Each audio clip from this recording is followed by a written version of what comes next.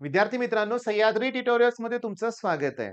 या व्हिडिओमध्ये मी अशी कन्सेप्ट घेणार आहे, की परीक्षेत बोर्डच्या एक्झाममध्ये त्याच्यावर 3-3 मार्काला क्वेशन्स आलेले आहेत आणि मध्ये तर दरवर्षी अगदी इव्हन प्रत्येक शिफ्टमध्ये क्वेशन आहे म्हटलं तरी काही हरकत नाही. आता थोडंसं जास्तच बोललो. प्रत्येक शिफ्टमध्ये नाही म्हणूया आपण, पण खूप वेळा रिपीट झालेले क्वेशन्स आहेत. बरं, सगळ्यात इम्पोर्टंट काय, की आज तुमच्या लक्षात येईल, की केमिस्ट्रीमध्ये पुस्तकाच्या बाहेरचं काय येतच नाही. आता ही गोष्ट तुमच्या लक्षात आलेलीच आहे. पण आज आणखीन तुम्हाला जाणवेल, की केमिस्ट्रीचे फिजिकल केमिस्ट्री जर असेल, तर न्यूमेरिकल पुस्तकातलं एकूण एक केलं पाहिजे. त्याच्यावर बेस्ड सीईटीला क्वेशन्स येतात. रिएक्शन्स पुस्तकात जे दिले असतील तेच विचारलं जातंय. अगदी इनऑर्गॅनिकमध्ये पण अगदी तसंच आहे. मी तुम्हाला आज घेणार आहे effective atomic number. Atomic number म्हणजे काय तुम्हाला माहिती आहे? काय एटॉमिक नंबर म्हणजे सांगा? Number of proton or electron बरोबर आहे ना सांगा? ठीक आहे, नंबर ऑफ इलेक्ट्रॉन्स म्हणूया आपण. म्हणजेच atomic number. Atomic mass number वेगळा असतो बरं का. हे बघा, इलेक्ट्रॉनचं मास निग्लिजिबल असतं. पण जर मला एटॉमिक मास नंबर घ्यायचा असेल, तर त्यावेळेस मला प्रोटॉन एंड न्यूट्रॉन या दोघांची ॲडिशन करावी लागेल. बरं चला. आता इफेक्टिव्ह हा शब्द का वापरला मी तुम्हाला सांगतो. कोऑर्डिनेशन कंपाउंडमध्ये जो सेंट्रल मेटल ॲटम असतो, ओके. बघा, त्याच्याकडं इलेक्ट्रॉन असतात. त्याला आपण झेड म्हणूया आपण एटॉमिक नंबर. पण तो काही इलेक्ट्रॉन मेटल आहे तो इलेक्ट्रॉन डोनेट करतोय ना. तुम्ही डोनेट केलेले इलेक्ट्रॉन मी काय केले सांगा? मायनस केले. ओके. म्हणजे बघा, झेड म्हणजे त्याचा एटॉमिक नंबर म्हणजे त्याच्याकडे ऑलरेडी असणारे इलेक्ट्रॉन. त्यातले काही इलेक्ट्रॉन त्यानं डोनेट केले. मग ती कुणाची व्हॅल्यू झाली एक्सची. मग तुम्हाला माहिती आहे ना, वायवा 12 मध्ये आपण लिगँड्स ही कन्सेप्ट घेतलेली आहे. मग हे लिगँड करतात काय, की सेंट्रल मेटल जो आहे त्याला इलेक्ट्रॉन डोनेट करतात. ऑब्व्हियसली डोनेट म्हणजे मिळाली की इलेक्ट्रॉन आपल्याला. मग झाला का फॉर्म्युला तयार? किती सोपा फॉर्म्युला आहे सांगा बघू. इफेक्टिव्ह एटॉमिक नंबरचा फॉर्म्युला क्लिअरली तुमच्या समोर आहे. काय सांगा? Z minus x plus y. Z म्हणजे काय? Atomic number. ओके. मग एक काम करूया. व्यवस्थित लक्ष द्या. फॉर्म्युला तुमच्या समोर आहे. स्कँडियमचा एटॉमिक नंबर 20 आहे. ओके. आणि झिंकचा 30 आहे. हे सगळ्यांचे एटॉमिक नंबर पाठ पाहिजे. स्कँडियम नंतर टायटॅनियम, टिटॅनियम म्हणा, नंतर व्हॅनाडियम, नंतर क्रोमियम, नंतर मॅंगनीज. हे झालं 25 पर्यंत बघा ना. हे 21, 22, 23, 24, 25. नंतर आयर्न, कोबाल्ट, निकेल. मी एकदमच म्हणतोय हां. Iron, cobalt, nickel. 26, 27, 28. 29 नंबरला कॉपर आणि 30 ला कोण आहे? झिंक. मी तुम्हाला सांगतो, ट्रान्झिशन आणि इनर ट्रान्झिशन एलिमेंट सुद्धा त्याच्यामध्ये सुद्धा तुम्हाला हे जे आहेत ना एलिमेंट त्यांचे एटॉमिक नंबर माहिती असणं गरजेचं आहे. मग बोर्डच्या एक्झाममध्ये देतात का? देतात. पण नाही दिले तर काय करणार? हे लक्षात ठेवावं लागेल. मग आता आपण सुरुवात करूया सोडवायला. बघा, आणि हो, पुस्तकातले मी प्रश्न किती घेतलेत बघा. 1, 2, 3, 4 ओके आणि 5 आणि त्याच्यानंतर 6, 7, 8, 9. 9 एक्झाम्पल आपल्या पुस्तकात दिलेत. ओके. आणि नंतर मी तुम्हाला जेव्हा हे सी प्रश्न दाखवेन ना, तेव्हा तुमच्या लक्षात येईल, की मी थोडेसेच प्रश्न सिलेक्ट केलेत बरं का. वेगळं काय येतच नाही. म्हणजे मी आता हे प्रश्न सोडवून दिले, की हेच प्रश्न सी-ई-टीत येणार आहेत आणि बोर्डच्या एक्झाममध्ये याच्या बाहेरचं काही विचारणारच नाहीये. आता सगळेजण हा प्रश्न सोडवूया आपण. ठीक आहे. मी झेड इक्वॉल्स टू 29 का लिहिलं? कॉपर आहे. झेड इक्वॉल्स टू 29 का लिहिलं? कॉपर आहे. ओके. वाय म्हणजे सांगतो पटकन. बघा, मला सांगा इथं NH3 4 टाइम्स आहेत. NH3 हा लिगँड आहे. ओके. NH3 हा लिगँड आहे. एक लिगँड आहे ना, त्यात डोनर नायट्रोजन आहे. तो 2 इलेक्ट्रॉन डोनेट करतोय. मग असं मला टोटल 8 इलेक्ट्रॉन मिळणार आहेत. तुमच्या लक्षात आलं का? किती इलेक्ट्रॉन मिळणार आहेत? 8. लिगँड 4 आहेत. 4 2 जा 8 म्हणजे चला हे मिळालं. अरे पण एक्सची व्हॅल्यू कशी काढायची? सांगतो व्यवस्थित लक्ष द्या.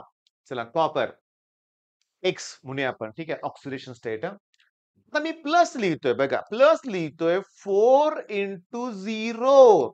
4 इंटू 0. 0 काय? सांगतो.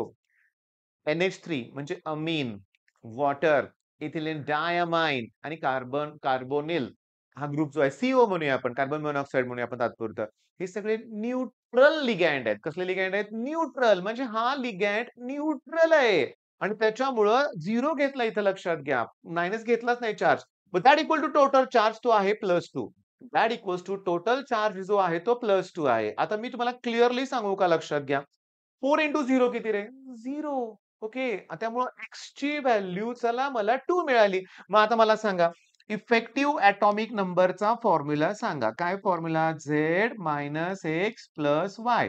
झेडची व्हॅल्यू किती आहे रे? 29. एक्सची व्हॅल्यू किती आहे? 2 आणि ही किती आहे? 8. मग चला 29 मधून 2 मायनस करा किती येईल? 27. 27 मध्ये 8 ॲड करा 35 येते.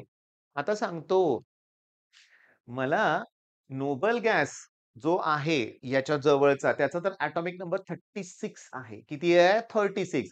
36 जर इफेक्टिव्ह ॲटॉमिक नंबर आला असता तो स्टेबल असतं लक्षात घ्या. हा स्टेबल नाहीये म्हणजे हा इफेक्टिव्ह ॲटॉमिक नंबर जो रूल आहे EAN रूल तो ओबे करत नाही.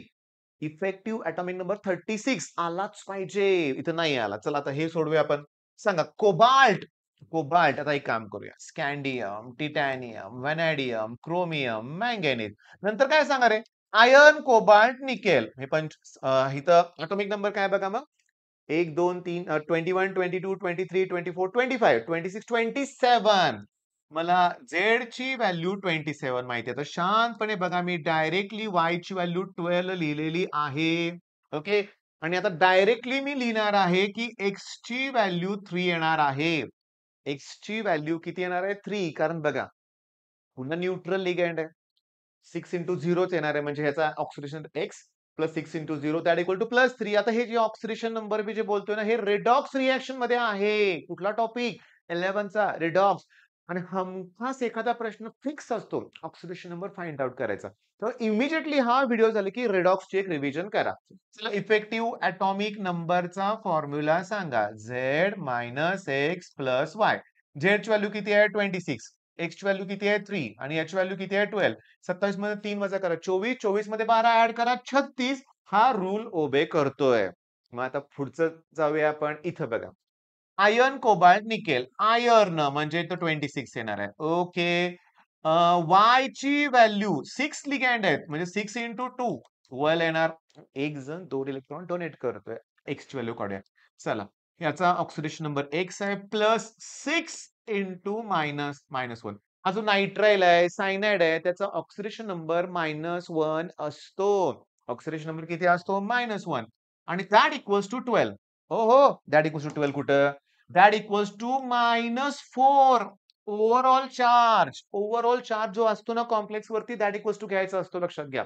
आता 6 1 चा -6 -6 तिकडे गेला +6 होतील आणि त्या 6 मधून 4 मायनस केली की +2 येणार. एक्स ची व्हॅल्यू निगेटिव्ह येऊच शकत नाही. जेव्हा मेटल इलेक्ट्रॉन डोनेट करतो तेव्हा ते पॉझिटिव्ह व्हॅल्यू येते लक्षात घ्या. चला मग आता इफेक्टिव्ह ॲटॉमिक नंबरचा फॉर्म्युला सांगा. काय?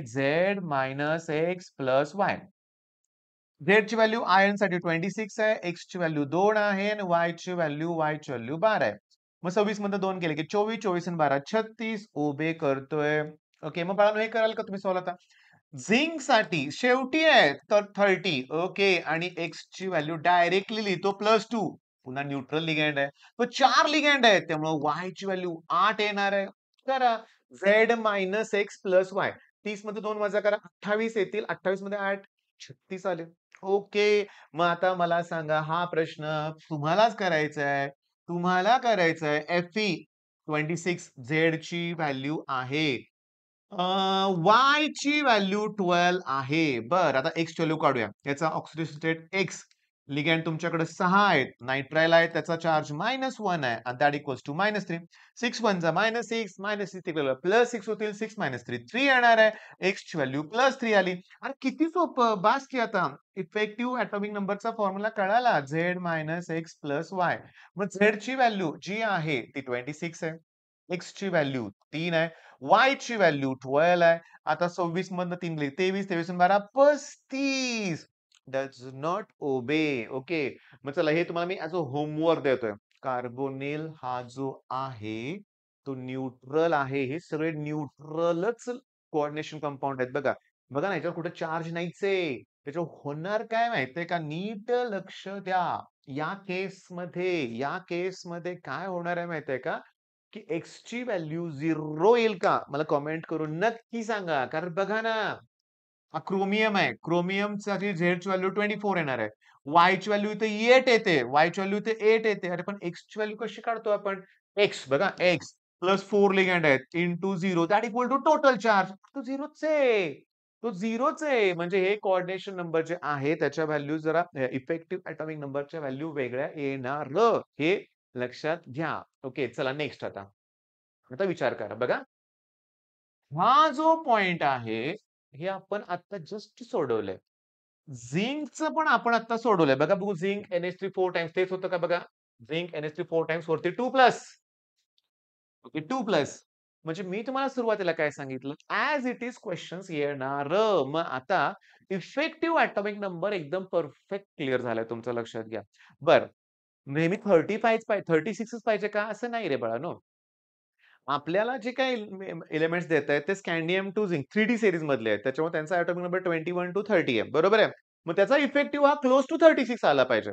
पण नंतर तो 54 येईल किंवा 86 जसा तो नोबेल गॅस असेल ना, त्यानुसार तो एटॉमिक नंबर चेंज होईल लक्षात घ्या.